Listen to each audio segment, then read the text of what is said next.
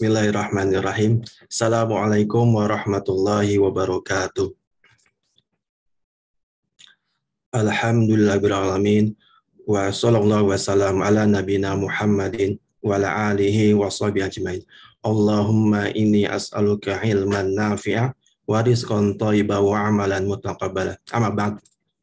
Bapak dan Ibu yang dirahmati Allah, selamat bergabung kembali di kajian fikih muamalah kita malam ini yang mengangkat tema just tip, jasa titip itu riba. Mungkin ada beberapa masyarakat yang mengira bahwa just tip itu haram atau riba. Padahal judulnya ini hanya tanda tanya. Berarti ada 3 kemungkinan jawabannya. Yang pertama adalah itu memang haram, yang kedua itu halal, atau yang ketiga kemungkinannya itu bisa halal, bisa haram. Nah, insya Allah kajian muamalah ini akan disurutin setiap 2 pekan sekali oleh Ustadz kita, Ustadz Irfan Doni Tarmizi, Hafizahullah. Bapak Ibu, memasuki inti acara kita, jasa titip atau just tip, usaha yang bertujuan memfasilitasi orang-orang untuk membeli produk di luar jangkauannya. Kini tengah menjadi tren di masyarakat, diantaranya karena banyak orang bisa melakukannya dengan modal minim atau nyaris tanpa modal. Yang penting dapat barang yang kira-kira diskon, lalu bisa dipasarkan ke teman-temannya. Namun sebagian mengingatkan kita tentang hati-hati adanya potensi riba pada just tip. Benarkah demikian? Bagaimana hukum just tip menurut Islam? Nah, mari tanpa menunda waktu lagi, mari kita mulai kajian malam ini dengan mengucap Bismillahirrahmanirrahim. Tafadhol kepada Ustadz Irfan Doni untuk menyampaikan pemahaman Ustadz. Barakallahu fikum jami'an. Tafadhol Ustadz. Bismillahirrahmanirrahim. Assalamualaikum warahmatullahi wabarakatuh. Innalhamdulillah nahmaduhu wa nasta'inuhu wa nastaghfiruh wa na'udzu billahi min syururi anfusina wa sayyiati a'malina. Man yahdihillahu fala mudhillalah wa may yudlil fala hadiyalah.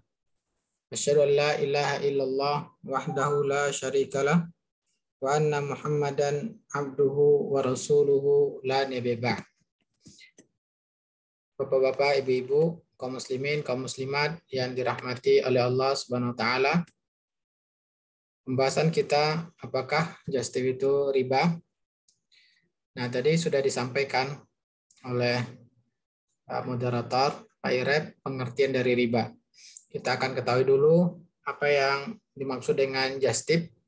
Kemudian kita akan lihat mencoba menggambarkan bentuk-bentuk praktek just tip yang dilakukan oleh masyarakat. Nah, dari gambaran-gambaran tersebut, kalau seandainya gambaran tersebut benar, maka akan kita coba untuk mengetahui hukum masing-masing dari beberapa gambaran tersebut. Dan nanti seandainya gambaran saya salah, karena saya tidak langsung praktek dalam masalah just tip. Nah, kita bisa lanjut dengan diskusi dan tanya jawab dalam masalah ini maupun di luar tema. Nah, just tip tadi sudah disampaikan, yaitu kita menitipkan kepada seorang untuk membelikan barang yang kita inginkan dan barang tersebut berada di luar jangkauan kita. Umumnya orang-orang menitipkan membeli barang, yaitu barang yang berada di luar negeri. Nah, kenapa orang melakukan ini? Biasanya karena lebih sederhana dalam prakteknya, tidak ada bea cukai, sehingga sering kita mendapati ya dengan menitip tersebut, menitipkan pada orang yang sedang berada di luar negeri tersebut akan mendapatkan harga lebih murah dari yang barang yang ada di sekitar kita. Dengan banyaknya biaya-biaya yang tidak perlu kita keluarkan dengan menggunakan jasa titip tersebut. Nah, jadi sehingga banyak orang-orang yang memanfaatkan ini, ya, dia mengambil keuntungan. Nah, dengan demikian banyak beragam praktek yang dilakukan di tengah masyarakat. Salah satu yang dilakukan, contohnya ada yang yaitu dengan memberitahukan harganya. Memberitahukan harga barang tersebut dengan mengirimkan fotonya atau foto barang dengan serta harganya, kemudian disampaikan kepada orang-orang yang komunitas atau orang-orang yang ingin membeli barang tersebut. Ya, disampaikan siapa yang ingin titip, harganya sekian. Kemudian orang tersebut menentukan meminta jasa yang ditentukan. Nah, ini beragam jasanya. Ada yang maksimal kayaknya 20% mereka minta. Ada yang kurang dari itu dengan harga yang kompetitif supaya lebih banyak orang yang memesan kepada dirinya. Nah, jadi dia meminta upah kita anggap 20% dari setiap barang yang dia akan belikan. Di luar biaya-biaya ditanggung oleh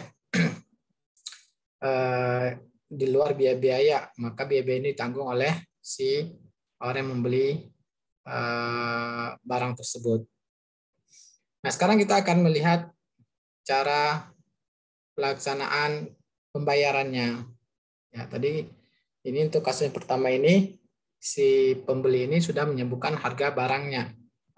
Kemudian menyebutkan biaya-biaya yang akan ditanggung oleh pembeli, biaya pengiriman atau biaya lainnya. Nah, kemudian dalam prakteknya ada yang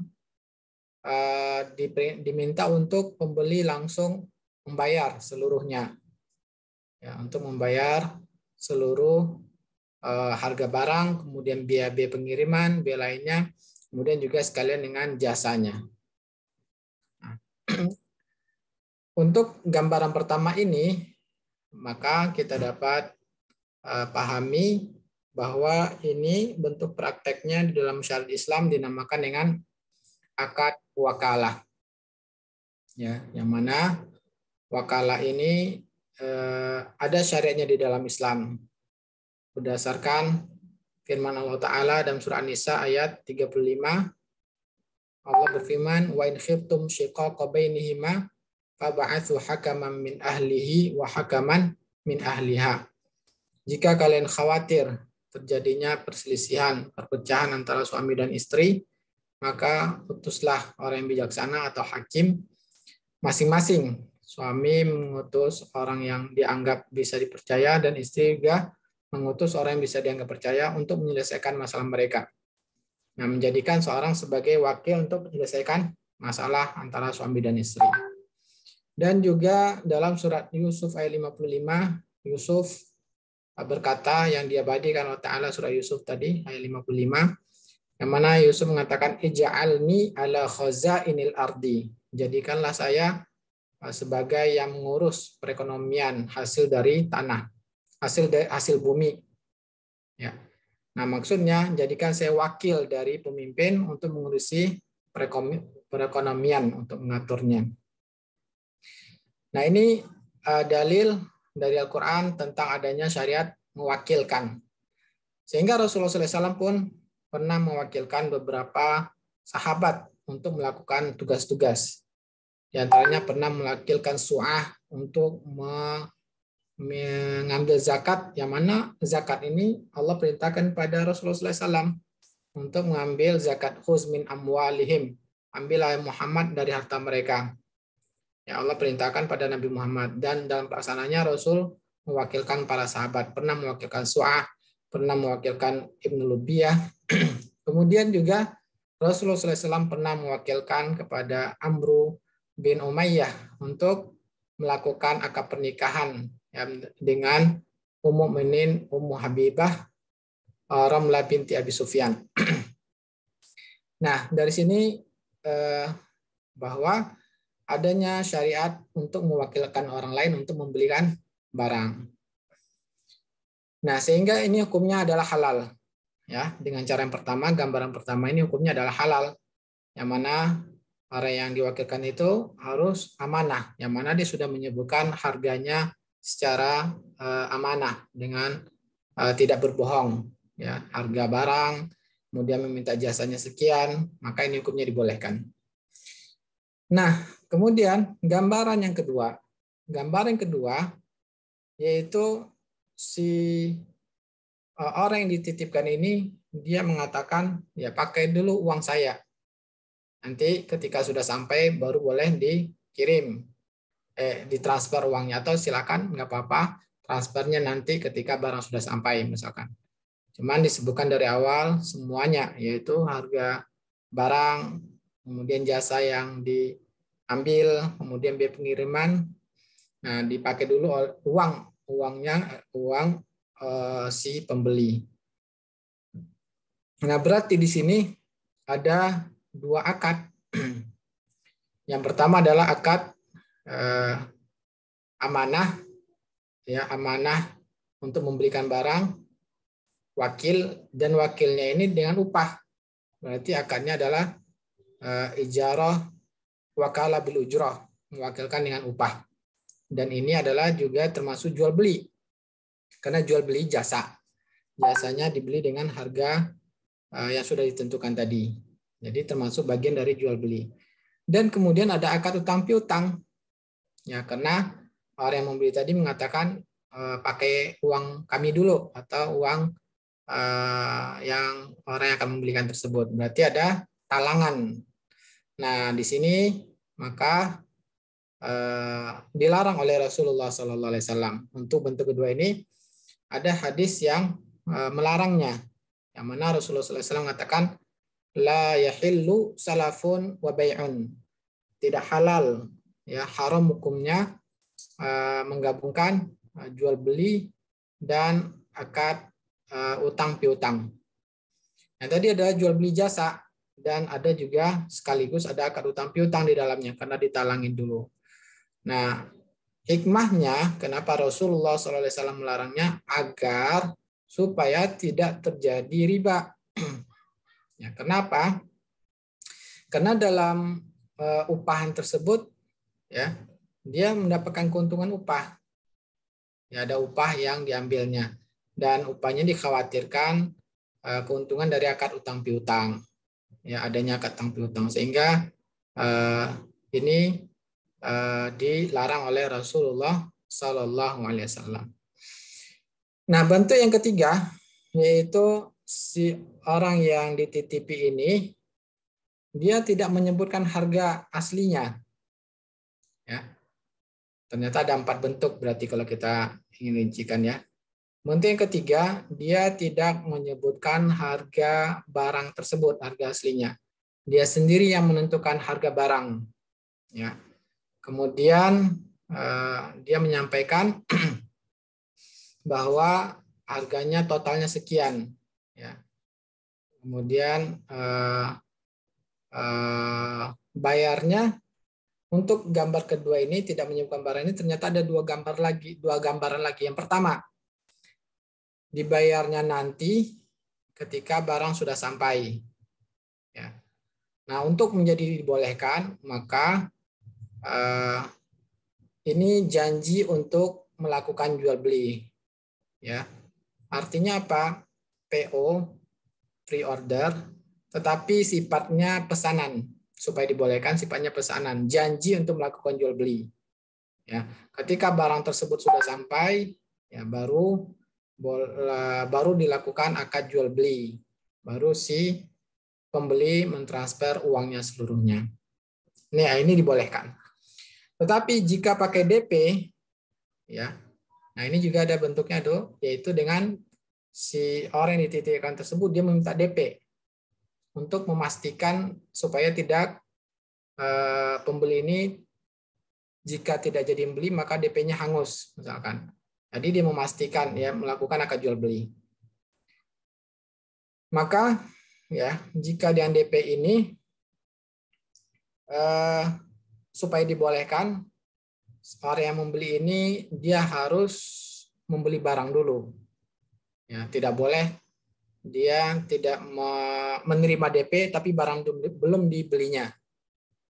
Maka ini menjadi larangan Nabi menjual barang yang belum dimiliki. Karena dengan jual beli DP tersebut berarti sudah terjadi jual beli dan dia tidak memiliki barang, dan Nabi mengatakan la tabi ma laysa indak, jangan kamu menjual barang yang belum kamu miliki.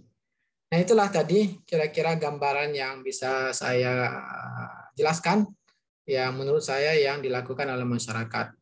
Dan untuk selanjutnya kalau ada yang salah dari pemaparan praktek, gambar praktek yang dilakukan masyarakat, bisa kita diskusikan dan kita tanya jawab.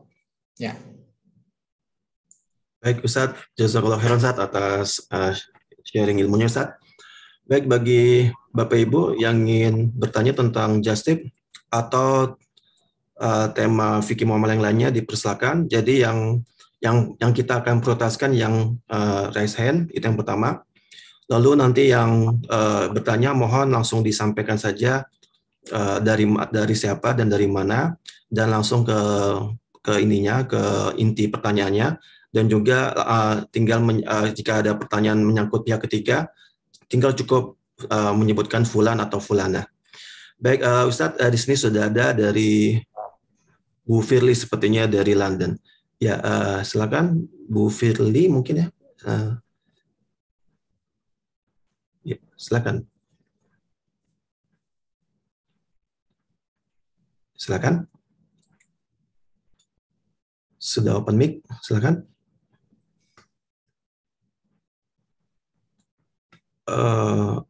Halo, silakan Bu. Ya mungkin sambil menunggu Bu Firly, mungkin bagi yang lainnya yang ingin bertanya silakan. Bisa di chat juga kalau misalkan memang ada. Oke, mungkin sebelum ke Bu Firly, ke Bu Ika dulu mungkin. Silakan Bu Ika. Mas Rizky mohon dibantu open mic Bu Ika.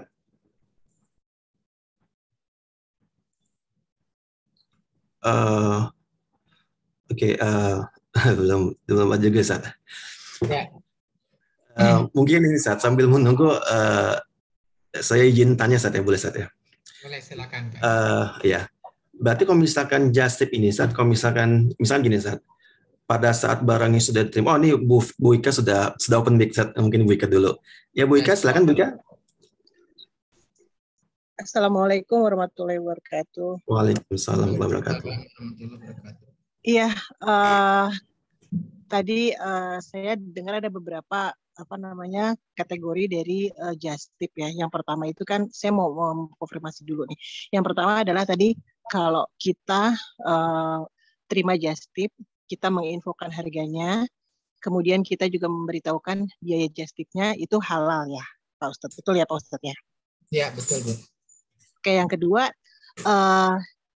tapi halalnya dengan syarat, maaf Ibu saya tambahkan, halalnya dengan syarat semua uang ditransfer dulu ya. Ditransfer dulu oleh ya, orang yang oke. Yang kedua tadi yang tidak halal adalah ketika dibayarnya setelah barang diterima. Itu karena ada tambahan akad utang piutang ya Pak Ustadz ya. Berarti itu yang nggak boleh ya. Iya, betul. Nah, kalau misalnya ini masuknya ke just tip bukan. Kalau misalnya saya suka ada teman jualan nih, jualan buah-buahan. Nah, saya kan sudah langganan sama dengan harganya murah. Kalau saya tawarkan ke orang lain, karena saya tahu kualitas buah, ya namanya buah kan kadang-kadang ada untung-untung dapat yang manis, ada yang enggak kan. Tapi kalau saya selama ini dapat kan manis. Tapi ketika saya tawarkan ke teman saya, kemudian saya udah ambil untung di situ, ternyata yang diterima itu buahnya tidak manis gitu, tidak sesuai dengan yang saya janjikan. Itu saya dosa nggak sih, Ustaz? Oh, yang ditanyakan malah ternyata speknya tidak sesuai dengan yang disebutkan di awal. Itunya ya? Betul. Karena kita kan juga nggak tahu ya, karena kalau barang mati mungkin bisa ya, tapi kalau misalnya buah-buahan kan ya kita nggak tahu ya kebetulan dapat yang manis atau enggak, seperti itu misalnya. Itu gimana, Ustaz? Nah, oleh karena itu ya kita harus mengingat pesan Rasulullah SAW, yang mana Rasulullah SAW mengatakan, ya ma'syarat tujar, innakum tub'atsuna yaumal qiyamati fujar. Wahai para pedagang, kalian semuanya dibangkitkan dalam hari kiamat dalam keadaan berdosa. Ya, semuanya. Nabi mengatakan semuanya dalam keadaan berdosa. Illa man ittaqa wa barra wa sadaqa. Kecuali orang yang takut kepada Allah.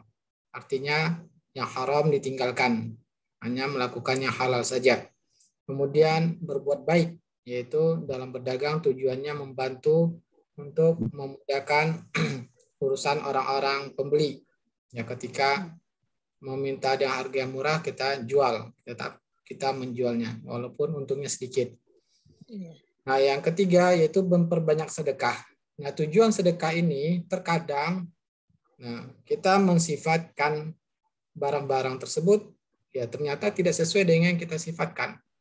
Maka Rasulullah SAW perintahkan kita untuk ya mungkin ketidaksengajaan kita ya karena ternyata qadarullah ini di luar kemampuan kita. Maka dengan cara membersihkannya itu dengan memperbanyak sedekah. Dan kita sampaikan kepada orang tersebut ya biasanya manis, usahakan untuk kalau bisa mensifatkan barang tersebut, barang dagangan, jangan terlalu hati-hati dalam mensifatkannya. Biasanya manis ya, selama ini manis. Nah, maka dengan demikian kita terhindar dari hal-hal yang tidak sesuai dengan barang, mensifatkan yang tidak sesuai dengan barang. Itu yang pertama kita lakukan. Ya, usahakan mengiklankan itu betul-betul sesuai dengan barang yang kita jual. Nah, qadarullah ya ternyata seandainya kita sudah menyampaikan, ternyata di luar kehendak kita ternyata terjadi hal yang tidak sesuai dengan spek, maka Allah tidak menganggap sebagai dosa karena la yukallifullahu nafsan illa wus'aha. Jadi pertama kali harus kita hindari dulu mensifatkan spek barang yang tidak sesuai dengan spek. Yang ucapan-ucapan misalkan biasanya manis misalkan, tapi ya itu ya selama ini manis. Jadi jika qadarullah misalkan tidak manis pada saat itu, maka kita misalkan ada yang komplain ya. Nah, kita bisa dengan cara minta keriduannya atau bagaimana supaya dia ikhlas, apakah minta ganti rugi, maka kita berikan ganti ruginya kepada orang tersebut. Wallahu ta'ala. Oke, Pak Ustadz. Boleh satu lagi nggak Pak Ustadz nanya? Ya, gimana Pak Ilham? Ya, silakan Bu, singkat padat Bu ya, karena kebetulan ada yang nanya. Oke, mungkin ini di luar, tapi ini masih untuk sifatnya untuk masih jual beli. Kalau kita belanja melalui online, belanja online menggunakan pembayaran kartu kredit, kemudian cicilan tapi 0% itu halal atau haram sih, Ustaz? Kalau terlambat membayarnya ada dendanya, Bu. Kalau terlambat bayar ada dendanya, tapi saya nggak pernah terlambat. Saya selalu begitu ada tagihan langsung saya bayar lunas, nggak pernah utang. Nah, tetapi ketika Ibu bikin kartu kredit itu ada persyaratan, jika terlambat ada denda kan? Betul. Nah, berarti ini dilarang dalam syariat. Kita diperintah Allah Ta'ala jangan lakukan riba. Ya fantahu, berhentilah. Kenapa kita masih berani melakukannya? Walaupun nggak pernah ngutang ya Pak, nggak pernah bayar nunda, tapi nggak pernah kena bunga jadi situ. Perjanjiannya itu yang jadi masalah Ibu. Perjanjiannya riba. Padahal riba itu harusnya kita tinggalkan. Kenapa kita setujui? Oh gitu. Oke. Baik, Ustaz. Makasih banyak Ustaz. Jazakumullah khairan. Ya, alhamdulillah mungkin sudah terjawab pertanyaan dari Bu Ika. Semoga bermanfaat, Bu. Baik, kita balik ke Bu Firly. Silakan Bu Firly. Sudah open mic, silakan Bu Firly. Belum terdengar suaranya. Oke, mungkin untuk menghemat waktu nanti bisa balik ke Bu Firly kembali. Mungkin untuk selanjutnya Bunda Rafa. Silakan Bunda Rafa. Mas Rizky, mau dibantu? Open mic Bunda Rafa.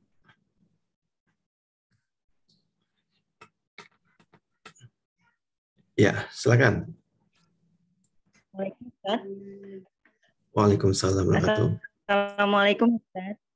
Waalaikumsalam. Ustaz, mau tanya. Misalnya nih Ustaz, teman saya nitipin barang gitu Ustaz. Seharga 50 saya. Terus saya minta fee Ustaz, misalnya 10.000.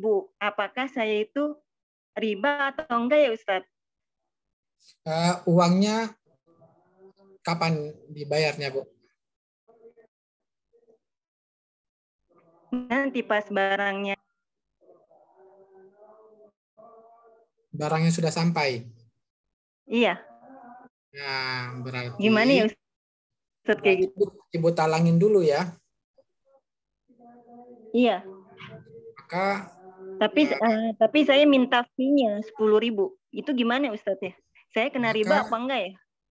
Maka ini tadi sudah kita sampaikan, berarti ada 2 akad di sini Ibu. Akad utang piutang, talangan, Ibu menghutanginya dahulu, dan Ibu mendapatkan 10.000 dari akad jual beli, dan Nabi melarang tidak boleh menggabungkan akad jual beli dengan akad utang piutang. Karena jual beli itu kita mendapatkan untung, jual beli jasa, berarti ada untungnya yang kita ambil. Nah, utang piutang tidak boleh adanya untung. Nah, dikhawatirkan keuntungan ini menjadi riba. Maka Nabi mengatakan, la yahillu salafun wa bai'un. Tidak boleh adanya 2 akad, yaitu jual beli satu, ya kemudian utang piutang. Maka ini bisa menyebabkan riba. Wallahu ta'ala. Maka solusinya Ibu tadi sudah kita sampaikan, suruh orang tersebut mentransfer semua ya, harga jasa kita dan ongkos kirim barangnya agar dibolehkan. Dengan cara jual beli Ustaz ya. Artinya kita menjual itu Ustaz ya. Oh, transfer dulu. Ya. Ya, suaranya terputus-putus Bunda Rafa. Gimana Bunda Rafa? Kalau begini, misalnya kalau saya langsung bilang barangnya 50, uang fee-nya 10.000, 60.000 ditransfer nggak apa-apa ya Ustadz? Ya, silakan transfer 60.000. Nah, setelah kita terima uangnya baru kita beli. Nah, itu dibolehkan. Nggak apa-apa. Iya. Oh iya, Allah. Ya. Atau bisa juga caranya, ya, kalau Ibu ingin barangnya dulu sampai baru dibayar, maka Ibu totalin saja harganya, totalnya sekian, ya. Nah, silakan jika barang sudah sampai nanti bebas mau dibatalkan atau tidak, maka kita jual belinya nanti ketika barang sampai. Kalau setuju silakan transfer, kalau tidak setuju kembalikan lagi. Nah, kita menjualnya yaitu barang yang sudah kita miliki. Itu juga cara yang kedua agar dibolehkan. Wallahu ta'ala. Oh iya Ustadz. Ya. Terima kasih ya Ustadz. Ya. Baik. Jazakallahu khairan. Baik, semoga terjawab pertanyaan dari Bunda Rafa. Silakan lanjut Bu Ilsa. Dari mana, Bu? Silakan. Ya, Assalamualaikum Ustadz dan Bapak Moderator. Saya Elisa dari Tangerang. Ya, Waalaikumsalam warahmatullahi wabarakatuh, Ibu Elisa. Ya, Ustadz, usaha yang saya jalankan bergerak di bidang jasa titip untuk barang-barang wanita. Jadi alurnya saya dapat harga dari toko, kemudian saya posting gitu ya, atau saya infokan harga ini berikut dengan jasa dan pajak dan ongkirnya jadi sekian misalnya gitu ya. Kemudian ada orang yang pengen beli, bilang saya mau itu gitu kan. Karena persaingan di toko ini cukup ketat, jadi biasanya saya book dulu. Saya booking dulu ke toko, saya mau barang ini gitu. Kemudian ternyata orang ini tidak transfer, Ustadz. Ternyata orang ini tidak transfer dan sudah saya bayar gitu. Tapi saya memang tidak meniatkan beli untuk beliau. Jadi saya meniatkan beli untuk misalnya stok saya sendiri atau untuk diri saya sendiri gitu, Ustadz. Apakah ini diperbolehkan? Lalu kemudian karena barang ini butuh proses pengiriman untuk tiba di saya, nah sebelum barang ini sampai, kalau orang yang tadi tiba-tiba baru mau transfer, kira-kira boleh saya terima nggak ya, Ustadz? Jadi barangnya belum sampai di tangan Ibu, mereka ya, sudah masih dalam pengiriman gitu, Ustadz. Berarti akad Ibu dengan pembeli adalah akad jual beli, Bu ya, bukan jasa titip, tapi pesan barang atau jual beli. Maka supaya dibolehkan Ibu menerima transferan dari pembeli, itu setelah barangnya sampai di tangan Ibu. Ya. Oh gitu. Karena dengan uang tersebut sudah dikirim ke rekening Ibu, berarti Ibu sudah menerima pembayaran, sudah terjadi jual beli. Nah, ketika itu kita belum memegang barangnya, maka kita bisa menjual barang yang belum dimiliki. Maka ini menyebabkan gharar, haramnya. Ya, Nabi melarang an bai'il gharar. Maka pastikan dulu, jangan transfer sampai waktu yang sudah kami tentukan. Nah, begitu Ibu. Ya, baik Ustaz. Ya. Satu lagi Ustadz dan moderator kalau boleh, misalkan ada orang yang hanya pengen saya bayar setengah dulu, bolehkah saya ubah akadnya jadi akad murabahah dengan 50% yang dia transfer tadi saya anggap sebagai uang keseriusan Ustadz? Atau apa namanya? Hamis jidyah. Iya, hamis jidyah gitu Ustaz. Jadi akadnya untuk orang-orang yang mau membayar sebagian, saya rubah akadnya dengan dia menjadi akad murabahah dengan hamis jidyah misalkan atau uang keseriusan minimal 50% dari harganya. Nanti kalau barang sudah datang baru transaksi diulang lagi. Kalau memang dia masih mau, silahkan. Kalau tidak, hamis jidyahnya saya kembalikan. Bolehkah seperti itu Ustaz? Nah, pertama yang ingin saya sampaikan ya, bahwa jual beli murabahah itu artinya menyebutkan marginnya. Iya, iya Ustadz. Jadi murabahah itu bukan berarti dengan kredit. Kalau kenapa harus dijadikan murabahah? Ya, kenapa harus dijadikan hamis jidyah? Kan kalau Allah Ta'ala boleh saja Ibu jualnya kalau memang sudah dimiliki dengan cara kredit. Silakan bayar DP sebagian, nanti sisanya dibayar pada waktu yang disepakati berikutnya. Itu nggak ada masalah, tidak harus dengan murabahah. Ya, maksudnya untuk mengurangi resiko dia nggak jadi beli gitu Ustadz. Maksudnya dia pengen barang berarti itu. Menjualnya barangnya belum dimiliki berarti. Jadi saya si pembeli datang ke saya lalu mengutarakan keinginannya, saya pengen barang yang itu, kemudian saya hitungkan modalnya sekian, terus nanti shipping sekian, keuntungan buat saya sekian gitu. Jadi terus boleh murabahah, tapi dibayar setelah dia transfer hamis jidyahnya, yang menunjukkan tanda kalau dia serius, baru saya pesankan gitu, Ustaz.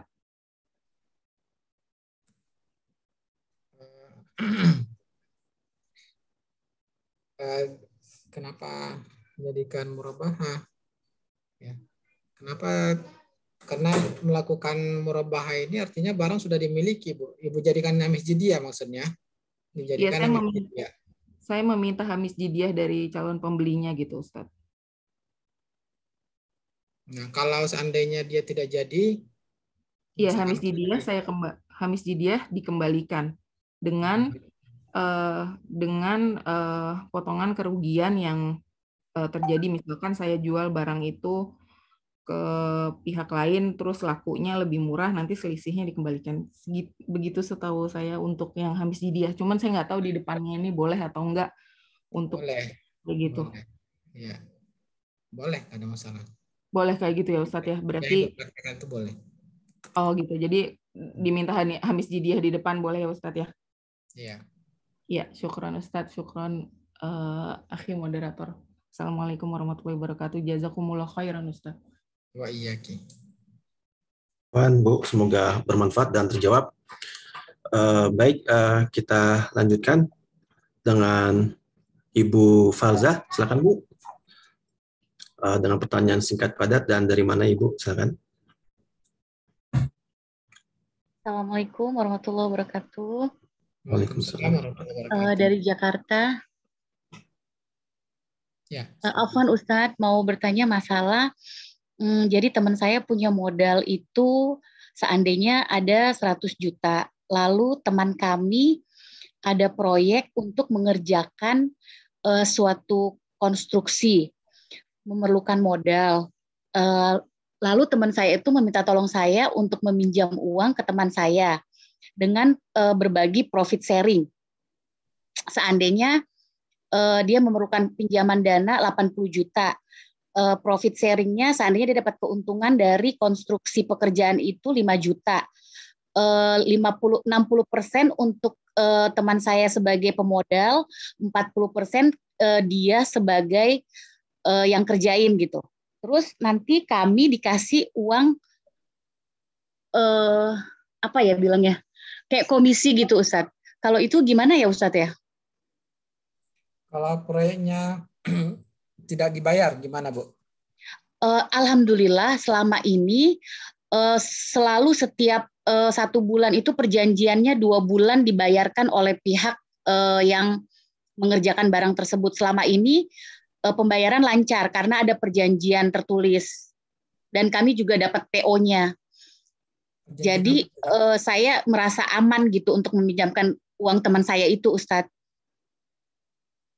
Nah, supaya dibolehkan bukan pinjaman nih Bu, supaya dibolehkan investasi, ya, supaya dibolehkan Baik, maaf. pernyataan jika ternyata ada kerugian maka ditanggung oleh pemodal, harus ada pernyataan demikian. Tapi kalau tidak ada pernyataan itu berarti ya karena Ibu katakan utang atau pinjaman berarti ya terjamin, maka keuntungan jadi haram. Nah berarti harus ada surat menyurat ya Ustadz kayak gitu. Harus ada surat perjanjian. Harus ada pernyataan kesepakatan antara pemodal atau ibu yang diminta sebagai wakil, pernyataan dari ibu dan juga dari orang yang akan mengelola. Jika terjadi kerugian maka uangnya berkurang. Baik. Ya. Tapi halalkah untuk uang komisi saya itu yang saya dikasih sama teman saya yang memerlukan dana itu, apakah halal untuk saya, Ustadz? Kalau sudah ada konsekuensi tadi, terjadi kerugian, maka menjadi halal. Kalau tidak, menjadi haram. Naam. Ya. Masya Allah, jazakallah khairan ya Ustadz. Barakallahu fiik. Assalamualaikum warahmatullahi wabarakatuh. Waalaikumsalam warahmatullahi wabarakatuh. Waalaikumsalam warahmatullahi wabarakatuh. Baik, semoga terjawab ya Bu Farza. Jazakallah khairan Ustadz atas jawabannya. Baik, kita lanjutkan dengan Bu Jusi. Bu Jusi Agita, silakan Bu, dan mohon sebutkan dari mana asalnya. Bismillah. Assalamualaikum warahmatullahi wabarakatuh. Waalaikumsalam warahmatullahi wabarakatuh. Syukron atas kesempatannya. Saya dari Bekasi, mau tanya. Jadi teman Ana ada yang bisa bikin kue, lalu Ana bantu untuk menjualkannya. Dari Pulana sudah memberikan turun harganya itu untuk dijualkan kembali dengan harga yang memang biasa dijual oleh Pulana. Lalu Ana mengambil untung kembali, Pak Ustadz, mengambil untung kembali untuk uang bensin gitulah ya, untuk ngambil ke rumah Pulana. Apa itu diperbolehkan, Pak Ustadz? Boleh. Boleh ya? Ya boleh. Karena akadnya adalah istisna, maka boleh pakai DP ya, atau lunas juga boleh. Itu dibolehkan. Alhamdulillah. Satu lagi mohon izin.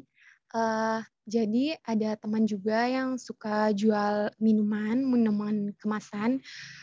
Lalu saya bantu jual, tapi barangnya itu saya beli dulu, baru saya titipkan di tempat yang saya titip jual itu, Pak Ustadz. Itu bagaimana, dan yang untuk menjualnya itu dijualkan lagi di tempat tersebut itu tidak membayar dulu ke saya, Pak Ustadz, gitu. Jadi nanti setelah sudah habisnya berapa, sisanya berapa, Pulana baru bayar ke saya gitu. Itu bagaimana, Ustadz? Berarti yang dibayarkan hanya yang terjual saja, Bu ya? Setelah Ana beli ke teman Ana, terus dititip di tempat yang itu baru dibayarkan yang terjual saja gitu. Sisanya dikembalikan atau habis baru dibayar semua, Pak Ustadz. Iya, berarti akad Ibu dengan orang yang Ibu titipkan tersebut adalah wakalah bil ujroh ya. Artinya Ibu minta tolong jualkan, nanti ada upahnya. Itu dibolehkan. Tadi sudah kita sebutkan dalilnya, yaitu Rasulullah SAW pernah mewakilkan para sahabat. Nah, jika wakalah ini dibolehkan dalam syariat, maka mendapat upahnya pun dibolehkan. Alhamdulillah. Nah, Ustaz, jazakumullahu khairan. Wa jazakillahu khairan. Alhamdulillah, semoga bermanfaat Bu Jusi atas jawaban dari Ustadz. Baik Ustadz, mohon izin Ustadz, ada yang japri ke saya Ustadz. Mungkin ini tadi sudah dijawab Ustadz ya, tapi supaya lebih menegaskan kembali Ustadz jawabannya. Jadi ada pertanyaan, mohon pertanyaan seperti ini Ustadz. Semisal saya memfoto sejumlah barang di toko di London, lalu saya kabarkan kepada teman harga barang asli dan jasa titip saya 20% dan ditambah ongkos kirim. Lalu apakah yang demikian diperbolehkan? Barang tersebut akan saya bawa saat saya pulang ke tanah air. Jazakallahu khairan Ustaz atas jawaban antum Ustaz. Berarti pembayarannya nanti ketika barangnya sampai ke orang yang tersebut berarti Bu ya. Maka iya, sepertinya begitu. Karena dibawa pulang baru dibayar ketika nanti. Nah, supaya dibolehkan yang Ibu lakukan ini, suruh orang tersebut mentransfer seluruhnya. Jadi Ibu hanya sebagai wakil untuk membelikan dan dikasih upah. Nah, wakil itu berarti uangnya semuanya dari orang yang ingin membeli barang tersebut. Dan Ibu mendapatkan upah 20%. Nah, ini dibolehkan. Tapi kalau Ibu talangin dulu, maka tadi kita sebutkan yaitu adanya 2 akad di sini. Akad jual beli jasa dan utang piutang. Maka ini dilarang Nabi, haram hukumnya. Ya. Atau kalau Ibu silakan Ustaz. Silakan Ustaz. Solusi yang berikutnya kalau ingin dibayar ketika barang sampai, maka Ibu melakukan jual beli, ya. Artinya Ibu membeli barang dengan uang Ibu sendiri, kemudian atas permintaan orang tersebut, nah kemudian ini sifatnya baru janji ya. Artinya jika barangnya sampai orang tersebut boleh untuk membatalkan, tidak harus dipaksa untuk membeli. Nah, maka ini juga dibolehkan. Akadnya jual beli, janji jual beli. Maka ini juga dibolehkan. Wallahu taala alam. Ya. Afwan Ustaz, menambahkan pertanyaan sedikit boleh Ustaz ya. Jadi misalnya gini Ustaz, misalnya anggap aja pakai yang pertama Ustaz, jadi uangnya sudah dikirim dahulu, semuanya sudah dikirim, setelah itu baru dibeli barang tersebut, lalu pada saat pulang ke tanah air, nah qadarullah misalkan Ustaz, ternyata barangnya tidak bisa masuk dari bandara gitu Ustaz ya, otomatis barangnya itu ya anggap disita gitu Ustaz. Nah itu yang bertanggung jawab siapa Ustaz ya? Nah ya, maka yang bertanggung jawab si pembeli barang, karena kita hanya diamanahi untuk membeli barang, bukan untuk membawa barang. Ya, semua tanggung jawab di tangan pembeli. Ya, Allah Ta'ala. Baik, Ustaz. Jazakallahu khairan, Ustaz. Baik, kita lanjutkan dengan Pak Hanan di Bandung. Silakan, Pak Hanan, dengan pertanyaannya singkat padat. Ya, silakan, Pak Hanan.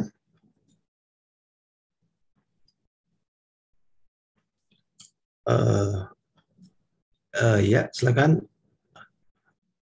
Silakan, Mas Rizky, mohon dibantu. Ya, Hanan. Nama saya Chandra Yulian. Assalamualaikum. Waalaikumsalam. Waalaikumsalam. Begini Ustaz, saya ini sebenarnya agak melenceng Ustaz, tapi ini menjadi ganjelan bagi saya selama ini Pak. Saya mantan perbankan dulu Pak. Ya. Sekarang alhamdulillah udah hijrah, udah nggak mau riba lagi. Nah, yang ingin saya tanyakan, saya diajak bergabung sama BSI Syariah, Pak Ustaz. Tadi tidak dianjurkan menyebutkan merek, Pak. Oh ya, Syariah. Ya. Ikut lembaga keuangan Syariah. Ya. Mohon jangan disebutkan, Pak. Ya. Bank Syariah. Dan maaf, yang ingin saya tanyakan begini, Ustaz. Ada biaya administrasi di lembaga tersebut. Apakah lembaga yang saya tahu itu nominal, jadi belum tentu real. Itu yang saya tahu, apakah itu riba atau enggak, Pak Ustaz? Saya nggak mau kalau riba. Tergantung, Pak. Akadnya akad apa, Pak? Ada akad Rata-rata yang saya lihat itu dua, rata-rata mereka menggunakan dua, yaitu akad murabahah, akad jual beli, Ya. dan akad ijaroh untuk gadai BPKB. Nah itu Bentar. tetap pertanyaan saya Ijaroh. adalah Pertanyaannya adalah mereka muncul biaya administrasi. Nah yang saya ragukan adalah ini riba atau enggak kalau biaya administrasi ini. Takutnya kalau nggak sesuai dengan real, ya takutnya jadi riba gitu, Pak Ustadz. Itu yang saya ragukan. baik, kita diskusi Pak ya, sifatnya Pak ya, karena Iya, satu Pak. tahu prakteknya juga. Dalam Ya. tadi Bapak jelaskan murabahah ya, di dalam akad Ya. murabahah ada administrasi. Ya. Berapa nominal administrasinya Pak? Yang saya tahu sih rata-rata di persentase, beda-beda Pak kadang. Tapi untuk persentasenya sih, kalau saya kan agen ya Pak Ustadz ya, saya agen. Itu mendapatkan 2,5 juta berapapun transaksinya. Saya mendapatkan 2,5 juta. Nah, itu saya ragu-ragu Pak Ustadz. Saya ragu-ragu. Bentar, saya yang tanyakan dulu, administrasi tadi berapa nominalnya Pak harganya? Kalau nggak salah 2,5 juta. 2,5 juta. Ya. Administrasi apa itu 2,5 juta Pak ya? Karena begini, di dalam aturan yang disebut AOV ya, AOV, maka dalam jual beli murabahah biaya-biaya yang muncul itu pertama tidak boleh adanya biaya karena sudah melakukan biaya perbankan itu karena sudah bersedia mengkreditkan. Nah, itu tidak boleh. Ya. Apa namanya istilahnya? Tidak dibolehkan Ustaz ya. Apa istilahnya? Karena sudah memberikan pembiayaan itu. Pak Irham tahu? Ustaz, pembiayaan atau provisi ya? Sejenis itu lah. Provisi. Ya. Oke. Ya, sejenis itu Nah, provisi. itu tidak dibolehkan yang pertama. Biaya itu tidak dibolehkan. Yang kedua, dibolehkan biaya administrasi yaitu jika real, yaitu fi'liyah. Nah, itu kan harusnya real ini. Yang itu Pak, maksudnya itu Pak. Itu yang dibolehkan. Kalau tidak real, maka ini berarti ya melanggar ketentuan dari murabahah tersebut. Karena murabahah artinya jual beli amanah, kepercayaan.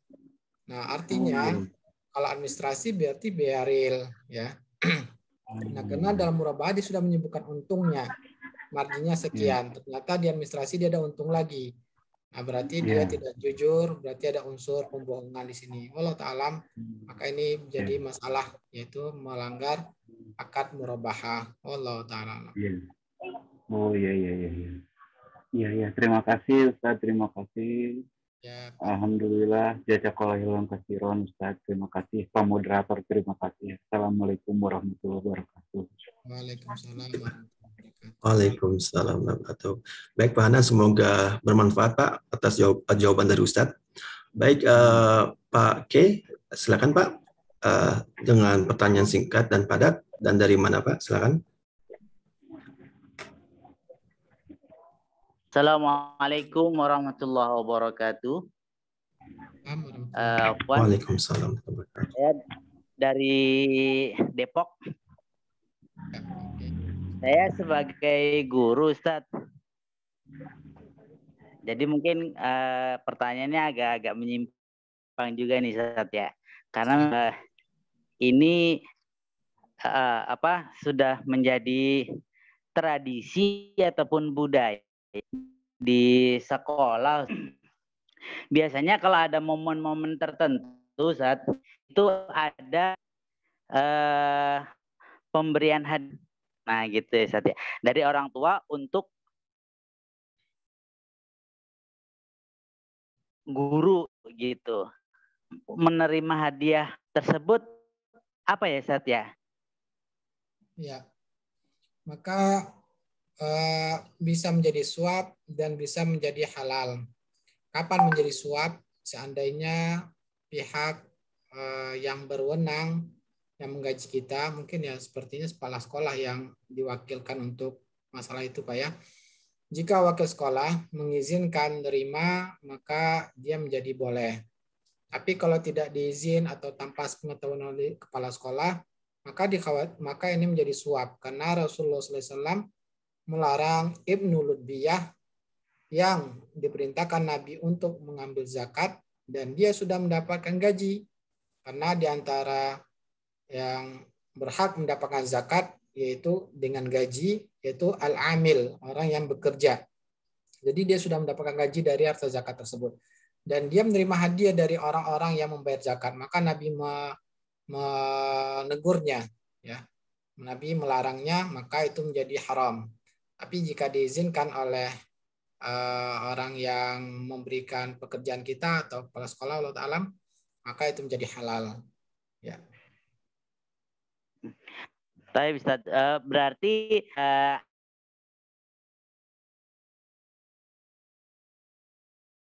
dalam catatan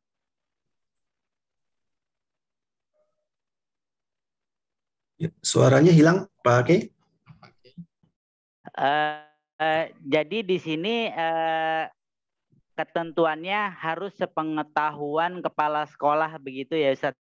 Iya, betul. Baik Ustaz, jazakumullah khair Ustaz. Assalamualaikum. Waalaikumsalam. Berarti di sini kepala sekolah sebagai wakil dari pemerintah Ustaz ya? Ya, karena pemerintah sudah menunjuk wakil-wakil yang akan mengurus masing-masing sekolah. Baik Ustaz, jazakallahu khairan Ustaz atas jawabannya Ustaz. Baik, kita ada sekitar 9 menit lagi. Mungkin bagi Bapak Ibu yang pertanyaannya penting bisa direct message ke saya. Bagi memang terasa penting ya ini pertanyaannya.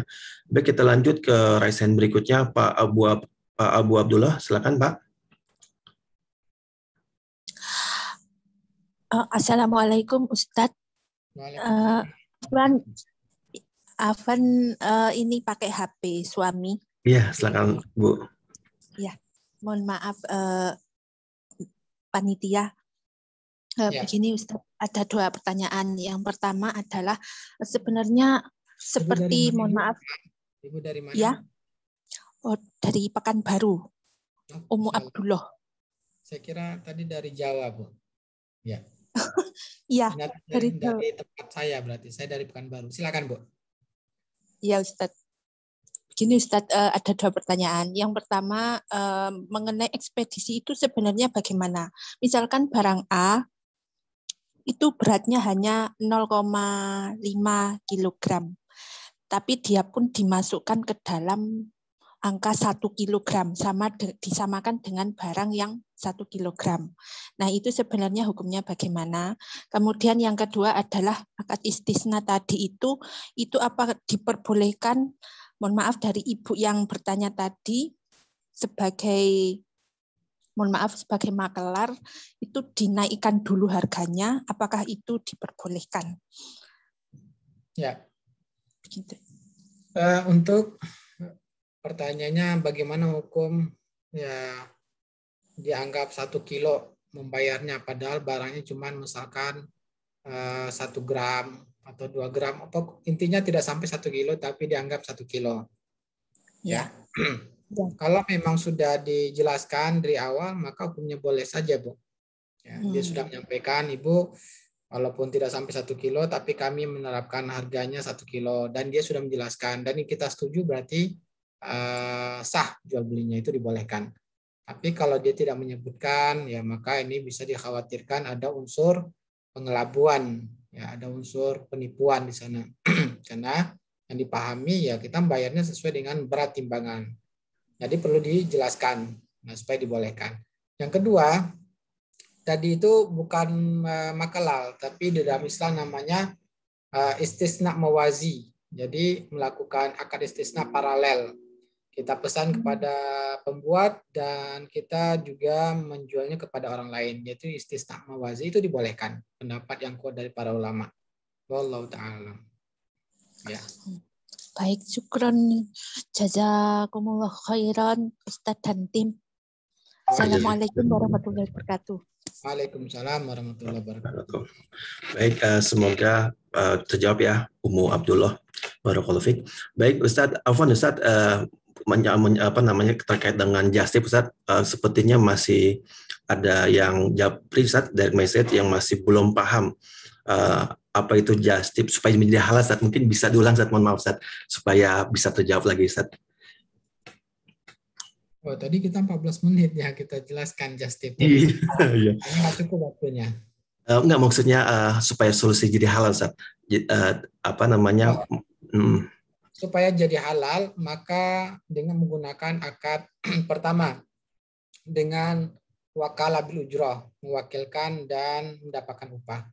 Maka supaya sah wakalah bil ujroh, uangnya dibayar di depan seluruhnya. Kita transfer, misalkan kita sebagai pembeli, maka kita transfer semua uangnya, barangnya, kemudian upahnya, kemudian ongkos kirimnya, dan jadilah wakalah bil ujroh, dan ini dibolehkan. Atau cara yang kedua yaitu janji melakukan jual beli. Janji melakukan jual beli artinya baru sifatnya pesanan, belum terjadi jual beli. Artinya kita menyampaikan siapa yang ingin membeli barang, kemudian kita belikan. Nah, silakan ketika barang sampai, kalau setuju silakan melakukan pembayaran, kalau tidak setuju kembalikan barangnya pada kami. Ya, itu supaya dibolehkan. Tidak boleh dalam akad jual beli yang kedua ini pakai DP. Kita belum membeli barangnya tapi kita sudah minta DP, ini tidak dibolehkan. Maka ini dilarang karena menjual barang yang belum dimiliki. Wallahu taala alam. Itu kesimpulannya. Masya Allah, jazakallahu khairan Ustaz atas penjelasan kembali Ustaz. Semoga Bapak Ibu yang masih belum begitu paham sudah kembali paham ya terkait dengan solusi just tip-nya. Baik, kita ada sekitar 4 menit lagi Ustaz. Izin lanjutkan pertanyaan Ustaz ya. Mungkin silakan Bu Mariam, dipersilakan. Mas Rizky, mohon dibantu. Kayaknya ada Ana Suhana dulu kayaknya. Pak Ana Oh ya, baik. Mungkin habis ini ke Pak Ana, mungkin Bu Mariam dulu saat soalnya udah keburu kebuka. Ya, silakan Bu Mariam, singkat padat Bu Mariam. Iya. Dan dari mana? Assalamualaikum warahmatullahi wabarakatuh, Ustaz. Ana dari Bintaro, Jakarta. Ustaz mau tanya, kalau sistem dropshipper itu hukumnya gimana, Ustaz? Kan hukum dropshipper sama hukum reseller kalau untuk berniaga. Jelaskan Ibu, dropshipper seperti apa yang dipraktekkan? Kan kalau dropshipper itu kan barangnya kan sama-sama dari reseller, Ustadz. Tapi barangnya kalau dropshipper itu dari produsen langsung ke buyer. Jadi barangnya nggak dikembalikan ke reseller. Jadi reseller hanya info aja ke kita, terus via sosmed mungkin. Jadi misalnya saya jualan mukena Ustadznya. Saya pakai reseller saya promosiin segala macam bla bla bla, terus reseller saya info ke saya alamatnya si buyer. Jadi nanti begitu mukenanya saya buat, saya langsung kirim ke buyernya, nggak lewat resellernya. Nah, itu dropshipper. Nah, itu hukumnya gimana dengan kalau reseller beli ke saya, terus udah gitu setelah jadi saya balikin ke reseller dan resellernya yang hubungan sama buyer gitu loh.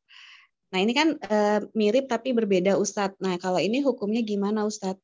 Terus kalau misalnya mereka kasih DP duluan, reseller kasih DP duluan ke kita gitu, itu nggak apa-apa kan ya, Ustadz? Walaupun barangnya belum ada gitu loh. Jadi maksudnya masih kasih DP dulu ke kita produksi, dan kita balikin barangnya gitu. Nggak apa-apa kan ya, Ustadz, kalau kayak gitu? Ya, yang terakhir nggak apa-apa, boleh. Karena barang dibikin dulu.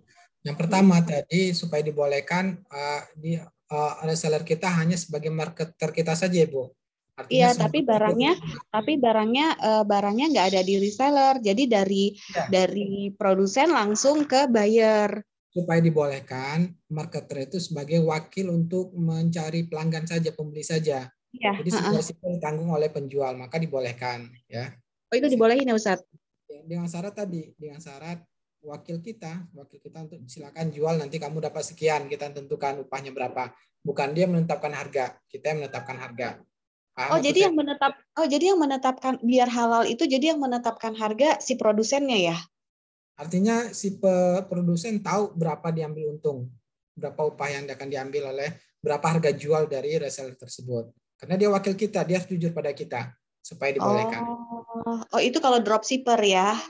Ya. Kalau yang kasus kedua, kalau reseller gitu berarti kita nggak apa-apa, nggak tahu dia ambil margin berapa dari barang kita.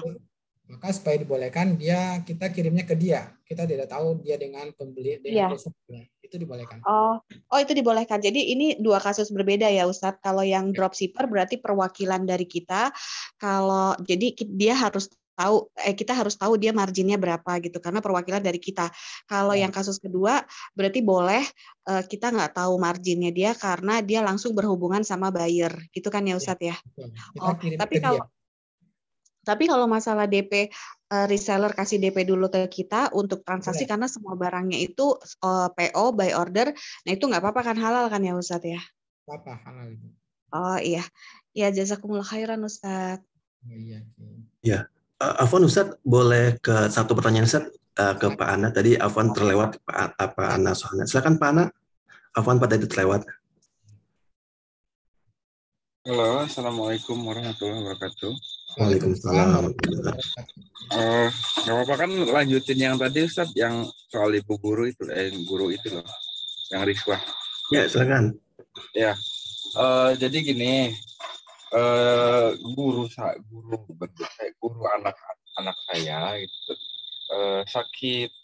Jadi kejadiannya ibu-ibu orang tua muridnya itu berkumpul rencana mau menjenguk guru yang sakit itu loh Ustaz.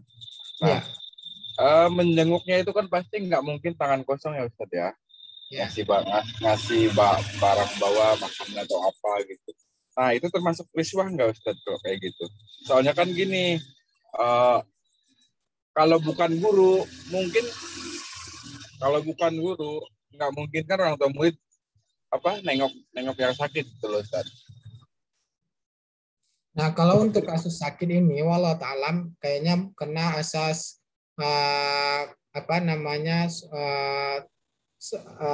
berbuat baik, Pak. Berbeda dengan hadiah tadi. Kalau hadiah karena memang hadiah dan dia sudah dapat gaji. Tapi kalau orang sakit dijenguk itu berbeda, kasusnya berbeda. Walau ta'alam boleh, nggak ada masalah. Ya. Bukan karena emang saya pikirnya begini, kalau Ustaz boleh, saya mikirnya gini, kalau istri saya bilang, udah jangan ke situ, takutnya riswah. Saya gini mikirnya, kalau bukan guru, itu nggak mungkin saya juga, karena kan nggak kenal, nggak mungkin juga saya atau istri saya jenguk orang sakit kayak gitu, nggak mungkin kalau bukan guru gitu. Iya, berbeda Pak. Kalau untuk sakit itu boleh. Jadi kita betul-betul murni hadiah di sini. Terima kasih Ustaz. Assalamualaikum warahmatullahi wabarakatuh. Waalaikumsalam. Baik, Bapak Ibu, mohon maaf atas pertanyaan yang belum terjawab. Ya insya Allah bisa disampaikan kembali di kajian berikutnya karena sudah lewat jam 9. Baik, alhamdulillah. Terima kasih banyak Ustadz atas ilmunya Ustadz dan sharingnya.